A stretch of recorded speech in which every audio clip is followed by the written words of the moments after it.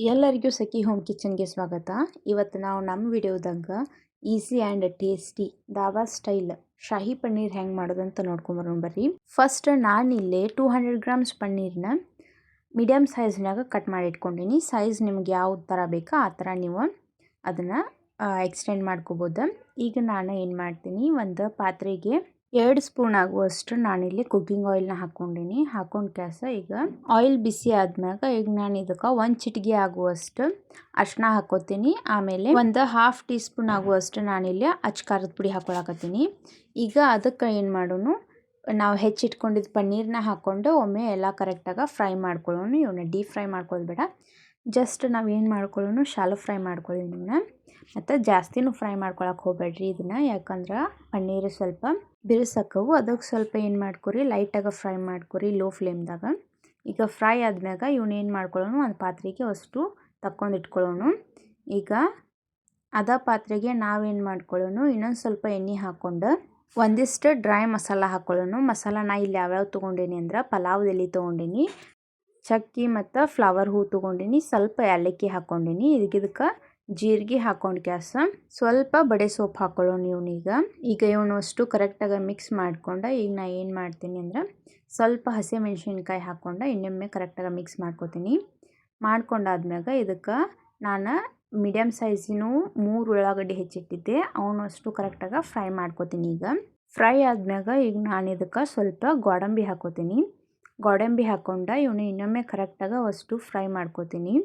ಮಾಡ್ಕೊಂಡಾದ್ಮ್ಯಾಗ ಇದಕ್ಕೆ ನಾನು ಒಂದಿಷ್ಟು ಒಣ ಮೆಣಸಿನ್ಕಾಯಿ ಹಾಕೋತೀನಿ. ಇಲ್ಲಿ ನಾನು 4-5 ಒಣ ಮೆಣಸಿನ್ಕಾಯಿ ತೊಗೊಂಡೀನಿ, ಅವ್ನು ಹಾಕೊಂಡು ಕ್ಯಾಸ ಇನ್ನೊಮ್ಮೆ ಅಷ್ಟು ಕರೆಕ್ಟಾಗಿ ಫ್ರೈ ಮಾಡ್ಕೊಳ್ಳೋಣ. ಈಗ ಅಷ್ಟು ಫ್ರೈ ಆದ್ಮ್ಯಾಗ ಇದಕ್ಕೆ ನಾನು ಒಂದು ದೊಡ್ಡ ಸೈಜ್ ಟೊಮ್ಯಾಟೊ ಹೆಚ್ಚು ಕ್ಯಾಸ ಹಾಕ್ಕೊಂಡಿರ್ತೀನಿ.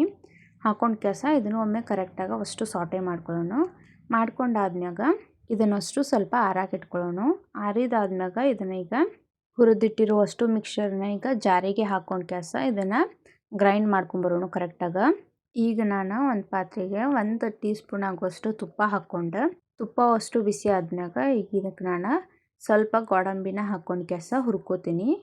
ಇವನ್ನ ಲೋ ಫ್ಲೇಮ್ನಾಗ ಕರೆಕ್ಟಾಗಿ ಅಷ್ಟು ಗೋಲ್ಡನ್ ಬ್ರೌನ್ ಆಗೋ ಮಟ್ಟ ಹುರ್ಕೋಬೇಕು. ಹಂಗೆ ಹುರ್ಕೊಂಡಾದ್ಮ್ಯಾಗ ಇವನ್ನ ಫ್ಲೇಮ್ ಆರಿಸ್ಕೊಂಡು ಕ್ಯಾಸ ಇಟ್ಕೊಳ್ಳೋಣ ಸೈಡಿಗೆ. ಈಗ ಒಂದು ಪಾತ್ರೆಗೆ ಸ್ವಲ್ಪ ಎಣ್ಣೆ ಹಾಕ್ಕೊಳ್ಳೋಣ. ಹಾಕ್ಕೊಂಡಾದ್ಮ್ಯಾಗ ಇದಕ್ಕೆ ಸ್ವಲ್ಪ ಶುಂಠಿ ಬೆಳ್ಳುಳ್ಳಿ ಪೇಸ್ಟ್ ಹಾಕ್ಕೊಂಡು ಕರೆಕ್ಟಾಗಿ ಮಿಕ್ಸ್ ಮಾಡ್ಕೊಳ್ಳೋಣ. ಶುಂಠಿ ಬೆಳ್ಳುಳ್ಳಿ ಪೇಸ್ಟಿಂದ ಹಸಿ ಸ್ಮೆಲ್ಲೆಲ್ಲ ಹೋಗಿರ್ಬೇಕು, ಅಲ್ಲಿ ಮಟ್ಟ ಇದನ್ನಷ್ಟು ಫ್ರೈ ಮಾಡ್ಕೊಂಡು ಈಗ ಇದಕ್ಕೆ ನಾವು 1 ಟೇಬಲ್ ಸ್ಪೂನ್ ಆಗುವಷ್ಟು ಖಾರದ ಪುಡಿ ಹಾಕ್ಕೊಳ್ಳೋಣ. ಇದನ್ನು ಸ್ವಲ್ಪ ಮಿಕ್ಸ್ ಮಾಡ್ಕೊಂಡಾದ್ಮ್ಯಾಗ ಆಗೇಲಿ ಏನು ನಾವು ಮಿಕ್ಸರ್ನ ಗ್ರೈಂಡ್ ಮಾಡಿ ಇಟ್ಕೊಂಡಿದ್ವಲ್ಲ ಅದನ್ನು ಅಷ್ಟು ಇದಕ್ಕೆ ಹಾಕಿ ಕ್ಯಾಸ ಕರೆಕ್ಟಾಗಿ ಇದನ್ನೊಮ್ಮೆ ಮಿಕ್ಸ್ ಮಾಡ್ಕೊಳ್ಳೋಣ. ಮಸಾಲೆ ಅಷ್ಟು ಅದ್ರ ಜೊತೆ ಬೆರ್ತಿರ್ಬೇಕು.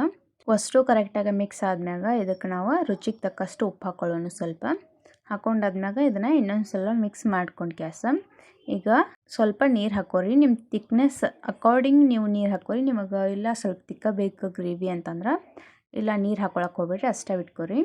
ಈಗ ನಾನು ಇದಕ್ಕೆ ಸ್ವಲ್ಪ ಅರಿಶಿನ ಹಾಕ್ಕೊಂಡು ಇನ್ನೊಮ್ಮೆ ಕರೆಕ್ಟಾಗಿ ಮಿಕ್ಸ್ ಮಾಡ್ಕೋತೀನಿ.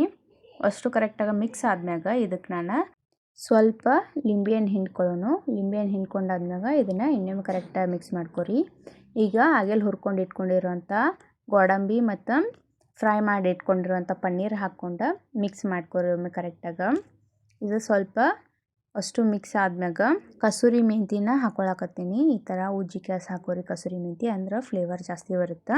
ಈಗ ಇದಕ್ಕೆ ನಾನು ಸ್ವಲ್ಪ ಫ್ರೆಶ್ ಕ್ರೀಮ್ ಹಾಕೊಳಕತ್ತೀನಿ. ನೀವು ಬೇಕಂದ್ರೆ ಸ್ಕಿಪ್ ಮಾಡ್ಕೋಬೋದು ಇದನ್ನು, ಆದರೆ ಇದನ್ನು ಹಾಕೋದ್ರಿಂದ ಇನ್ನೂ ಸ್ವಲ್ಪ ಕ್ರೀಮಿನೆಸ್ ಜಾಸ್ತಿ ಬರುತ್ತೆ, ಫ್ಲೇವರ್ ಎನ್ಹ್ಯಾನ್ಸ್ ಆಗುತ್ತೆ. ಅದ್ರ ಸಂಬಂಧ ನಾನು ಸ್ವಲ್ಪ ಫ್ರೆಶ್ ಕ್ರೀಮ್ ಹಾಕ್ಕೊಂಡೀನಿ. ಈಗ ನಮ್ಮ ಶಾಹಿ ಪನ್ನೀರ್ ರೆಡಿ ಆಗೈತಿ. ಫ್ಲೇಮ್ ಆಫ್ ಮಾಡ್ಕೊಂಡು ಸರ್ವ್ ಮಾಡ್ಕೊರಿ. ಇಲ್ಲಿ ನೋಡ್ರಿ, ಸೇಮ್ ದಾಬಾ ಸ್ಟೈಲ, ಟೇಸ್ಟು ಸೇಮ್ ಹಂಗಾಗೈತಿ. ನೀವು ಒಮ್ಮೆ ಮನ್ಯಾಗ ಟ್ರೈ ಮಾಡ್ಕೊರಿ, ಹೆಂಗಾಗೈತಿ ಅಂತ ನನಗೆ ಕಮೆಂಟ್ ಮಾಡಿ ಹೇಳ್ರಿ. ಇದಾಗಿತ್ತು ನಮ್ಮ ಇವತ್ತಿನ ರೆಸಿಪಿ. ಮುಂದಿನ ರೆಸಿಪಿಗೋಸ್ಕರ ನಮ್ಮ ಚಾನಲ್ನ ಸಬ್ಸ್ಕ್ರೈಬ್ ಮಾಡ್ಕೊರಿ, ವಿಡಿಯೋನ ಲೈಕ್ ಮಾಡಿರಿ ಮತ್ತು ಎಷ್ಟಾಗುತ್ತೋ ಅಷ್ಟು ಶೇರ್ ಮಾಡಿರಿ. ವಿಡಿಯೋ ನೋಡಿದ್ದಕ್ಕಾಗಿ ಧನ್ಯವಾದಗಳು.